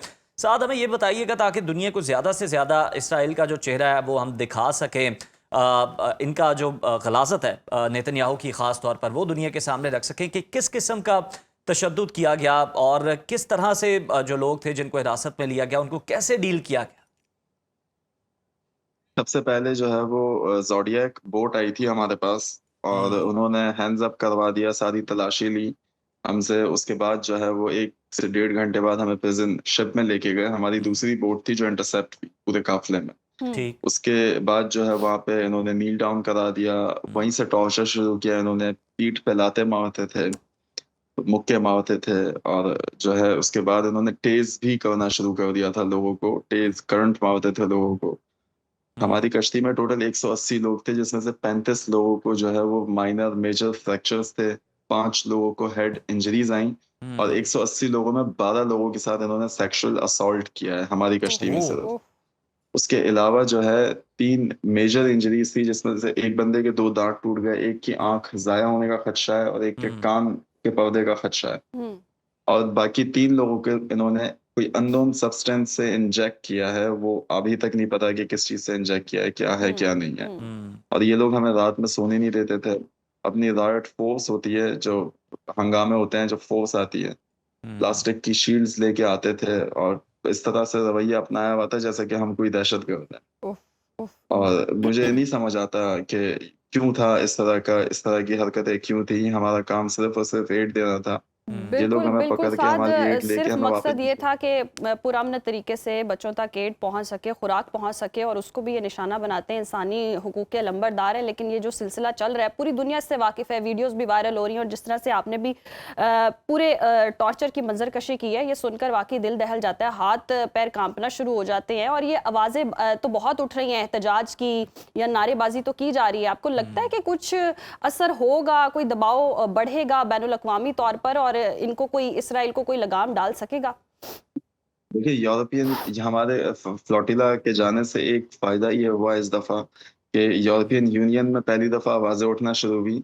और यूरोपियन यूनियन जो है वो सोच भी रही है कि हम इजराइल के ऊपर जो है वो सैंक्शंस लगाएं। हाँ। और ये एक बहुत ही पॉजिटिव एक्ट होगा यूरोपियन यूनियन का इस दुनिया के लिए, इस पूरी पूरी पूरी पूरी फलस्तीन और पूरी दुनिया के लिए, ताकि इनके ऊपर सैंक्शंस लगाएं, इनको जो है वो इस मुल्क से बाहर निकाला जाए। जो लीडरशिप है इनकी वो बहुत गंदी है।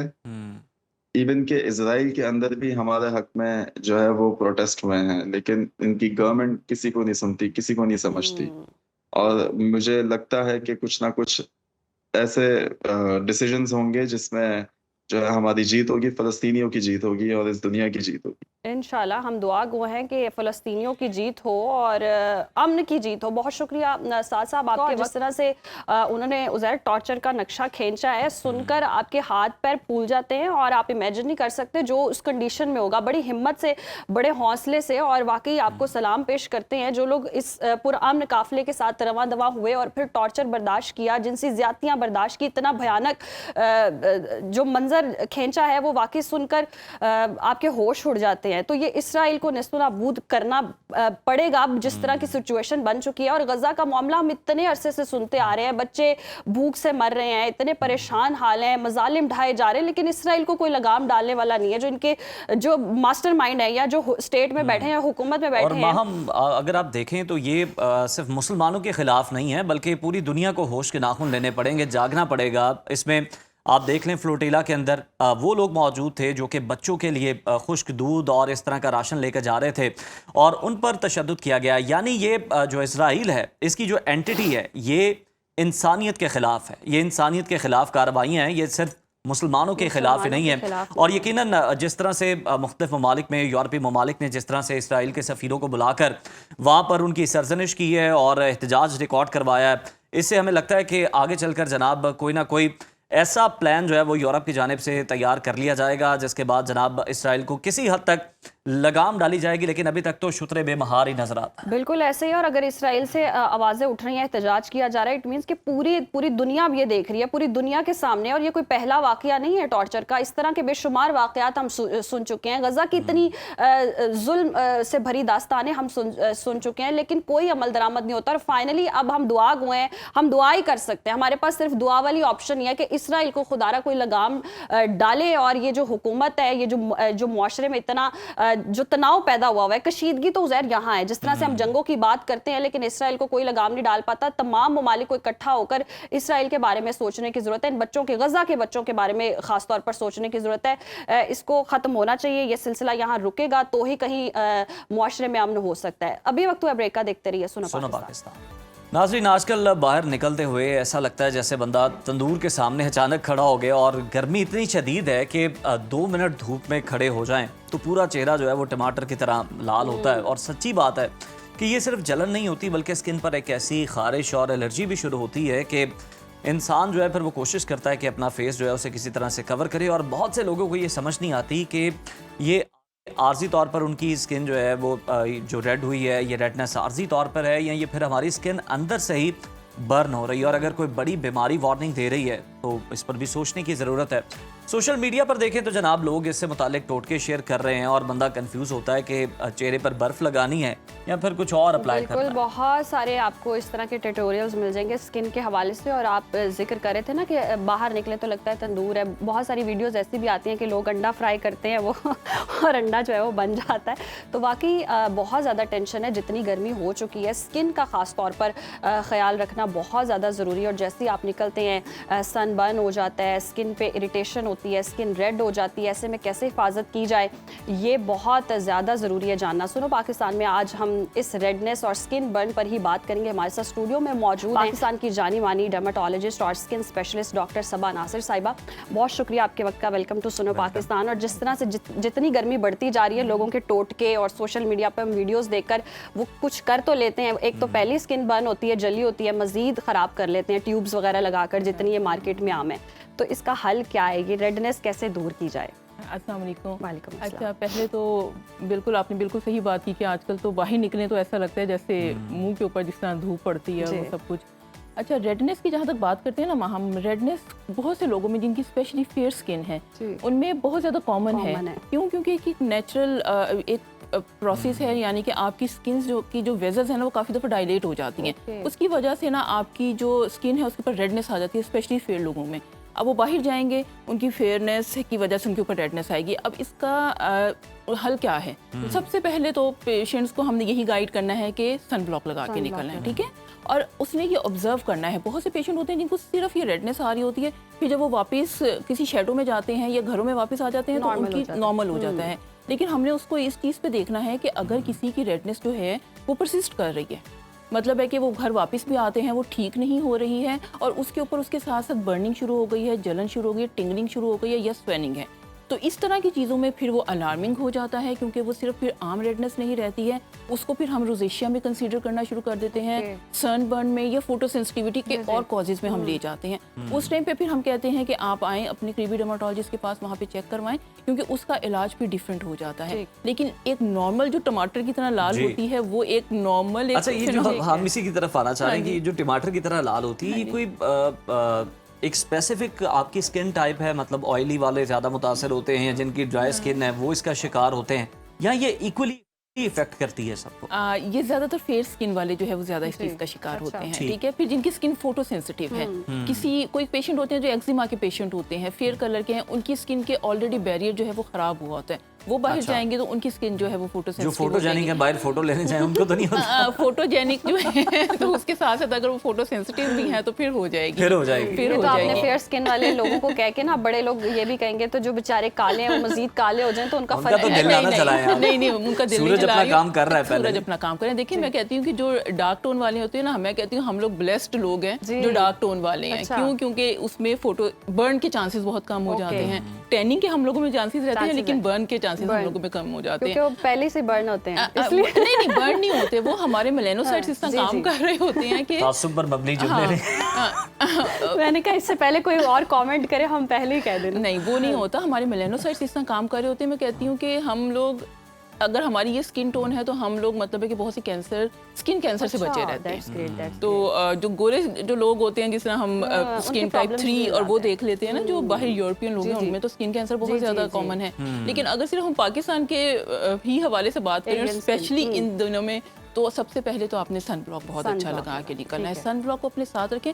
फिर देखें जो लोग आउटडोर, जिनका काम ही बाहर है, अब उन्होंने क्या करना है कि डॉक्टर हम तो बाहर ही काम करते हैं, हम कैसे अंदर रहें, तो उसके लिए फिर सन ब्लॉक की तो हम देते ही हैं। उसके साथ हैट वगैरह ऐसी नहीं जो ब्रॉड ब्रिम हैट्स होती हैं, मिलती हैं इजीली। अगर आपका बाहर काम है, आप वो पहने हैट ताकि आपका पूरा कवर हो फेस। उसके साथ साथ आप अपनी सन ग्लासेस पहने ताकि आपकी सारा फेस जो है उसको कवर हो, और अपना सन ब्लॉक अपने साथ रखें।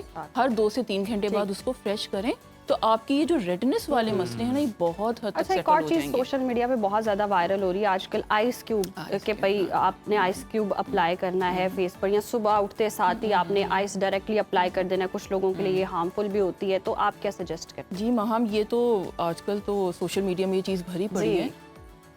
अगर वैसे आप देखे जाएं तो मैं इसको कहूँगी कि ये सिर्फ 50% लोगों में काम करती है, ठीक और वो है। भी टेम्परेरी। क्यों? क्योंकि देखिए अगर आप बहुत ज़्यादा रेडनेस लेके आप घर आए हैं ना, या कोई वो है, तो हम कहते हैं कि थोड़ा सा पेशेंट कर लेता है, उससे क्या होगा कि थोड़ा सा वेजो कंस्ट्रिक्शन हो जाती है, मतलब है कि खून की नालियाँ थोड़ी सी सिकुड़ेंगी तो पेशेंट को थोड़ा सा आराम फील होगा। लेकिन उसमें भी ये हर किसी के लिए नहीं है। हमारे बहुत से पेशेंट एक्जिमा के, सोराइसिस के, फोटो सेंसिटिविटी के, रोजेशिया के, उनको इस तरह की चीज़ों से ये चीज़ और ट्रिगर हो जाती है। यस। उनको फिर मना करना है। और लोग क्या गलती करते हैं कि जब वो इस चीज़ के लिए भी ना डायरेक्ट अप्लाई करते हैं। डायरेक्ट अप्लाई नहीं Direct करनी, apply किसी चीज़ के अंदर रैप करके आपने अपनी स्किन के ऊपर लगाना है, और 5 से 10 मिनट से ऊपर नहीं लगाना आपने, क्योंकि ये चीज़ मसला करेगी।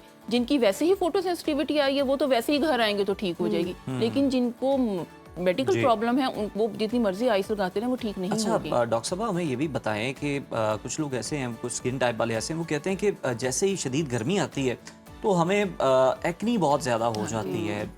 ये क्यों होती है और इसका फिर हल क्या है? अच्छा उज़ैर, इसमें ये है कि एक तो हमारा जो पाकिस्तानी वेदर है वो सिर्फ गर्म नहीं है, हम लोग पोल्यूटेड हमारी इन्वायरमेंट है, उसके साथ साथ पसीना बहुत आता है, गर्मी इतनी शदीद पड़ रही है। उसमें क्या होता है कि जितने भी एक्नी प्रोन स्किन के लोग हैं उनकी सेबेशियस ग्लैंड की प्रोडक्शन है वो बहुत तेज़ हुई होती है। उसमें यह है कि ऑयल वैसे ही बहुत निकल रहा है, फिर पोल्यूशन और डस्ट और स्वेट की वजह से वो अपना चेहरा जब सही से साफ़ नहीं कर रहे हैं तो वहाँ पर सारी बैक्टीरियल एक्यूमुलेशन होना शुरू हो जाती है, वहाँ पर आपकी एक्नी ट्रिगर हो जाती है। इसमें फिर हमने अक्सर पेशेंट क्या करेंगे इस चीज़ को बचने के लिए ना, कि हमारा चेहरा ऑयली ना दिखे, वो बार बार मुंह जाके साबुन से धोएंगे या फेस वॉश से धोएंगे। उस पर भी एक गाइडेंस है कि हमने पेशेंट को रिकमेंड करना है कि आपने 3 से 4 दफ़ा फेस वॉश से चेहरा नहीं धोना, मतलब 3 से 4 दफ़ा धोएं, उसके बाद मत धोएं। वैसे पानी के छींटे मारें। क्यों? क्योंकि अगर बहुत ज़्यादा भी करेंगे तो हमारी स्किन की एक प्रोटेक्टिव लेयर होती है वो डैमेज हो जाती है। जब वो डैमेज होती है तो फिर आपकी स्किन इरिटेटेड हो जाती है, इन्फ्लेम्ड हो जाती है, फोटो सेंसिटिव हो जाती है, और जो वो जिस चीज़ मकसद के लिए कर रहे होते हैं ना कि ऑयल कम होगा, वो रिबाउंड फिनोमेना हो के ऑयल और ज़्यादा आना शुरू हो जाता है, और फिर एक्नी और ट्रिगर हो जाती है। इसके अलावा एक और हम बहुत ज़्यादा मिस्टेक करते हैं, जैसे गर्मी में झुलस कर आए हैं, अब डायरेक्टली हम एसी के पास बैठ गए तो वो डिहाइड्रेशन भी है, फिर स्किन भी ड्राई हो रही है, और जितनी ड्राई हो रही है उस पर फिर रिंकल्स भी आएंगे, फिर आप वो एज वाले फैक्टर काउंट करना शुरू हो जाते हैं। अब देखिए इतनी तेज़ गर्मी में सिर्फ आपने ये सनब्लॉक तो आपका एक्सटर्नली काम करेगा, लेकिन आपने अपने आप को हाइड्रेटेड रखना है सबसे पहले। मतलब हमारा देखिए आजकल गर्मियों में इतने मौसमी फल आए हैं, जो जिस तरह वाटरमेलन को देख लें, फुल ऑफ वाटर है कंटेंट उसमें बहुत ज़्यादा है, अब वो खाएं, वैसे पानी बहुत ज़्यादा पिएं, अच्छी खुराक लें, अपने आप को हाइड्रेटेड रखें, और उसके साथ साथ आपने ये चीज़ें इस्तेमाल करनी है, तो आपकी स्किन जो है वो बहुत अच्छी रहेगी। अच्छा आजकल तो वैसे ही वाटर इनटेक जो है वो ज़्यादा हो जाता है। घर में अगर आप एसी में बैठे हैं फिर भी आप पानी जो है वो बहुत ज़्यादा पी, लेकिन उसके बावजूद लोगों की ये शिकायत होती है कि हम जनाब डेली के 10-12 ग्लास जो है वो पी लेते हैं, लेकिन उसके बावजूद स्किन जो है वो उन्हें वो रिजल्ट नहीं दे रही जो वो एक्सपेक्ट कर रहे होते हैं, तो फिर उन्हें मजीद क्या करने की जरूरत है? उसमें पेशेंट गलती कर रहा होता है। पेशेंट या अगर ये पानी भी ज़्यादा पी रहे हैं ना, तो पेशेंट कहीं ना कहीं या तो अपनी स्किन की जेंटल केयर नहीं कर रहा है। पेशेंट हमें बोल देते हैं, लेकिन आप उनसे वैसे उनको बहुत ज़्यादा उनकी हिस्ट्री प्रॉप करें तो वो कहीं ना कहीं आपको बता देंगे कि नहीं इससे ज़्यादा हम ये काम नहीं कर रहे, इससे ज़्यादा हम ये चीज़ नहीं कर रहे, हम डाइट में नहीं कर रहे, और इवन चले डाइट वो ले भी रहे होते हैं, टॉपिकल जिससे हम ट्रीटमेंट्स बताते हैं वो नहीं लगा रहे होते हैं। पेशेंट बहुत कम पेशेंट होते हैं जो सन ब्लॉक लगा के, और अब सुबह में लगा जाएंगे तो फिर वो रात तक नहीं लगाएंगे, सबसे बड़ी ये गलती। फिर हम जब कहते हैं कि हमने मॉइस्चराइजर लगाना ही लगाना है, हम गर्मियों के हिसाब से वाटर बेस्ड या जेल बेस्ड मॉइस्चराइजर की तरफ आ जाते हैं। लोग उसको अवॉइड करने के लिए कि अभी गर्मी आ गई है, वैसे ही पसीना बहुत है, वो मॉइस्चराइजर लगाना छोड़ देते हैं। वो जो सर्दियों में लगा रहे होते हैं वो वही गर्मियों की तरफ जब लेके आते हैं तो फिर वो कहते हैं इससे हमें चिपचिपाहट होती है, तो फिर वहाँ पर गाइड करना कि भी विंटर जो रूटीन है वो डिफरेंट है, समर आपकी जो रूटीन है वो डिफरेंट है, तो हमने इसको जेल बेस पे कन्वर्ट करना है, और पेशेंट वो नहीं करता।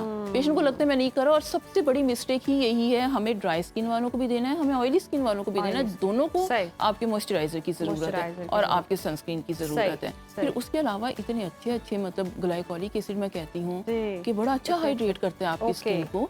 आप हफ्ते में 1 दफ़ा या 2 दफ़ा लाजमी अप्लाई करें। नायासिनामाइड इतना अच्छा आपकी स्किन को मतलब ऑयल कंट्रोल की प्रोडक्शन को करता है, लेकिन ये सारी चीजें आपने अपने डर्मेटोलॉजिस्ट देखिए, इन चीजों के नायासिनामाइड, ग्लाइकोलिक एसिड आप सोशल मीडिया पे बहुत सुनते होंगे, लेकिन स्किन टाइप के अकॉर्डिंग और उनकी कंसंट्रेशन काफी दफा ऐसी होती है कि नायासिनामाइड बहुत से लोगों को रिएक्ट कर जाता है। फिर आप आए, आप अपने उसके बताएं, क्योंकि फिर अगर जिनको रिएक्ट करते हैं हम उनको लो कंसंट्रेशन से बनवा के देते हैं। ग्लाइकोलिक एसिड का भी यही है, लोग काफी दफा बहुत हाई कंसंट्रेशन का ग्लाइकोलिक एसिड लगा रहे होते हैं, उनको पता ही नहीं है कि सेफ वाली कंसंट्रेशन कौन सी है।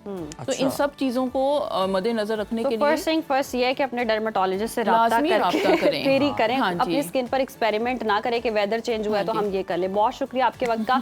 और वाकई हम सोशल मीडिया पर देख लेते हैं, इम्प्रेस हो जाते हैं कि ये सीरम्स अप्लाई किए हैं या ये मॉइस्चराइजर है तो हम भी लगा लें। आपकी स्किन टाइप वैसी होती नहीं है, वेदर चेंज हो जाता है, उसके अकॉर्डिंग फिर आप जब ऑपोजिट चीजें कर रहे होते हैं तो स्किन खराब हो जाती है, फिर डॉक्टर के पास जाते हैं इसको ठीक कर दे, तो सूरज पहले वहाँ डॉक्टर के पास जला चले। ही रहा है, लेकिन आप तो ना अपनी स्किन जलाएं, आप तो अपनी एहतियात स्किन करें। जलाएं, जो चीज़ें बताई गई हैं, मतलब आपने मॉइस्चराइजर जो है उसको अप्लाई करना है, जेल फॉर्म में कर लें, और सन ब्लॉक जो है जनाब वो तो आप अपने साथ रखें, अप्लाई ना करें बल्कि साथ भी उसे साथ भी रखें। रखें। इसी के साथ बढ़ते हैं ब्रेक की जानिब, हमारे साथ रहिए। वेलकम बैक नाजरीन। और अब बहुत ही मज़ेदार सा सेगमेंट शुरू होने वाला है। उज़ैर, हम बहुत सारी बातें तो कर रहे हैं कि भाई ख़रीदारी हो रही है, ईद की गहमा गहमी भी है, अब ऐसे में गर्मी भी है, किचन में खाना भी बनाना है, घंटों की मेहनत भी है, फिर आप बता भी रहे हैं कि हीट स्ट्रोक का भी खदशा है, और ऐसे में किचन में काम करना, ये तो ईद की खुशी को थोड़ा सा ना थोड़ा सा ये है कि थोड़ा ख़राब हो जाएगा मज़ा, कि अगर इतनी गर्मी होगी और फिर वहाँ पे बारबेक्यू करना पड़े या गोश्त भूनना पड़े, बिरयानियाँ बनानी पड़े और रिवायती खाने बनाने पड़े, बड़े मुश्किल और बड़े टाइम टेकन वाले जो चीज़ें हैं ये सारी। तो इस बार ये सोशल मीडिया पे भी बहुत ट्रेंड चल रहा है, झटपट के फटाफट बनाएं और जेब पर भी भारी ना और मेहमान भी इंजॉय करके और वहाँ जाएं। इस गर्म मौसम का तकाजा भी ये है कि कोई इस तरह की खुराक जो है वो खाई जाए, बनाई जाए जो आपकी तबीयत पे भी बोझल ना हो। तो आपकी फिक्र तो जेन्युइन है ही कि देखें हाई फ्लेम भी होगा और इस तरह की जो चीज़ें हैं गोश्त वगैरह उनको गलने में टाइम भी लगता है। तो हम अब जनाब कोई हल जो है आपके लिए तलाश ना करें, ये कैसे हो सकता है, हमें हर वक्त आपका ख्याल रहता है।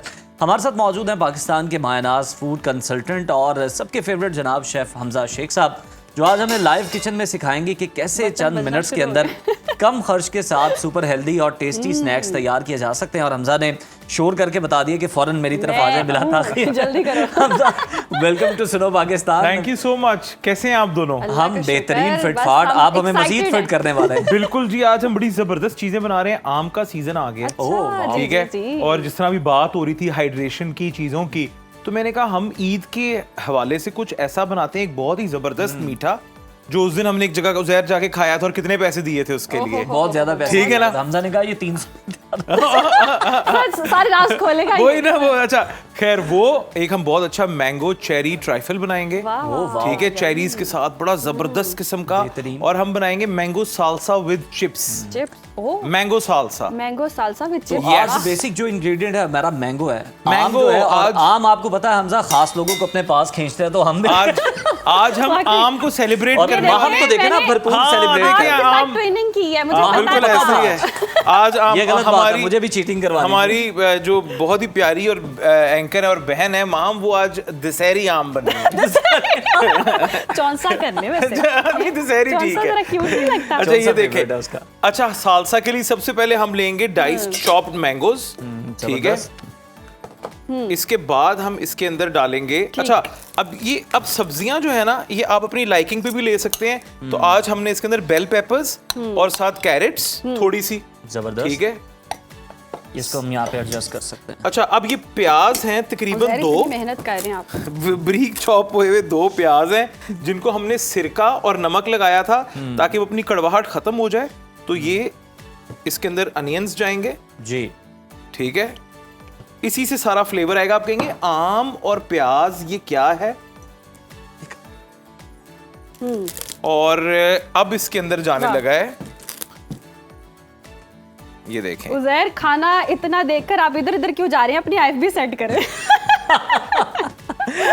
मैं अपनी IFB सेट करवा के अभी वापस आता हूं। मैं ये देखें, इसके अंदर साथ हम डालेंगे टमाटोज तकरीबन 4 से 5 अदद, 2 खीरे, ओके, और साथ धनिया। देखिए कोरिएंडर देखें, यहाँ पे हमारी ये मैक्सिकन डिश है, तो वहाँ पे धनिये को बाहर कहा जाता है कोरिएंडर, और उनके ओरिजिन में कहा जाता है सिलेंट्रो। ये देखें कितने खूबसूरत, ये देखें all the beautiful colours, red, yellow, coriander, ये सब। इतनी जल्दी क्यों आ गए हो? मैं तो खा के बुला, मैंने कहा आपने इतना हिस्सा अलग ना निकलवा लिया हो तो मैं जाके चेक कर लूं। ये देखें माशाल्लाह, ये बहुत ही उज़ैर चेक करें ये हम कैसा लग रहा है, देखें। अब हम इसको करेंगे सीजन, ओके, अच्छा you can use lemon juice, ठीक है, और यू कैन यूज ठीक है विनेगर, ठीक है, व्हाइट विनेगर, ये इसके अंदर जाएगा ऑलिव ऑयल।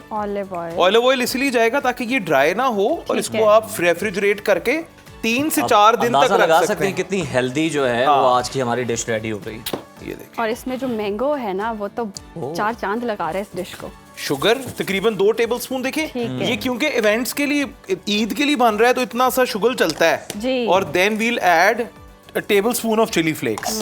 अब मैंगो और चिली एक बहुत ही जबरदस्त कॉम्बिनेशन है, क्योंकि हम गोश्त खा खा के कहीं Exactly, देखिए ना, मैं होते हैं, तो हमें हेल्दी जिस तरह की चीजें हमें खानी देखिए, है, नमक- तबीयत पे बोझल ना हो मां। एग्जैक्टली दोपहर के टाइम बच्चे भी बड़ा एंजॉय करते हैं चीज़ों को, और थोड़ा सा मैक्सिकन ओरेगनो अगर है ठीक है, नहीं तो नॉर्मल आप इटालियन ओरेगनो ले लें जो घर पे अवेलेबल होता है। अब इस पॉइंट ऑफ टाइम पे हम इसको मिक्स करेंगे। वाह, ये देखें, ये देखने में इतना यम्मी लग रहा है, ये मैं आप खाने लोगों को में अभी तो खिलाऊंगा, अभी के अभी ऑन एयर खाएंगे। बहुत तारीफें मेरे कर से दी बर्दाश्त नहीं हो रहा उज़ैर, इतना कलर। अभी तो मैंने आपकी ये चिप्स यहाँ पे अपने पास रखी हुई है। यार ये ज्यादती है, ये चिप्स उस दे साइड दे, में क्यों मैं रखी हम है? एक सेकंड आपने पकड़ना है, एक सेकंड मैं खाने एक लगी। सेकंड मैं आपने खिलाऊंगा अभी इजाजत नहीं मिली आपको। ये देखें, ओहो, ये तो एक ऐसी चीज है ये कि सही बंदे- भूखा बच्चा नहीं होता जो मैं वो हूँ। दूसरों के भी लंच खा जाने वाला। यस, ये बहुत देखें, ज्यादा यम्मी है। देखिए बेहतरीन किस्म का हमारा mango salsa with Yummy, chips ready yummy, है। yummy। अब आप ट्राई करें, अब मैं ट्राई करूँ। ये देखें, नहीं इसके साथ ना, ये मां को बोलना जो है ना वो अब ये मुश्किल होता हो है। चुका है। मैं हमजा बाद में अच्छा देता हूँ। हाँ। चले, ये फिर इसको हम उधर रखते हैं। ये देखें, हमारे मैंगो सालसा मैं ये विद तो चिप्स जा रही रेडी है। बहुत यम्मी है। अच्छा जी, अब हम करने लगे हैं अपने ट्राइफल की तैयारी शुरू। तो ट्राइफल में हम सबसे पहले नीचे करेंगे पाउंड केक। ओके, ठीक है, मैं बहुत यम्मी है। मजे का है ना मैंगो मैं का। कुछ नहीं कर पा रही हूँ। ये उज़ैर को भी हमें खिलाना चाहिए था, उज़ैर ने ना। अच्छा जी, और साथ किसी भी किस्म के अच्छे वनीला बेस्ड बिस्किट्स, बिस्किट्स ठीक है। अब ये 2 किस्म के टेक्सचर आ गए इसके अंदर, ठीक है। और अब इसके अंदर जो है जाएगा जूस, मैंगो जूस, इसको थोड़ा सॉफ्टन करने के लिए। जूस पिला दो मैंगो का। नॉटी है भाई हमारा आज जो है ना, होस्ट नॉटी हुआ। मैंगो बनी हुई हो तो फिर हाँ बिल्कुल मैंगो का ऐसे ही सीजन है ना वैसे भी। आम हो और आम हो। मेरी दवाई भी साथ रखे भेज दी। मैं कहा ये क्या है, मेरी दवाई भी भेजी मैंने कहा हुई ये है। इंग्रेडिएंट तो पता नहीं था। अच्छा, साथ ये देखें, ये हम अब मैंगो जो है अपने ट्राइफल की बेस में डाल रहे हैं। बेहतरीन, ओके, क्या ठीक है, खुशबू मैं- ट्राइफल है। मैंगो और चेरी। वाह, चेरी ऑन द देखिए टॉप। सब कुछ हेल्दी है, जबरदस्त है सब चीज। आपको लज्जत भी मिलेगी और सेहत भी, बिल्कुल जी, वाह, और मजा भी। और मजा भी।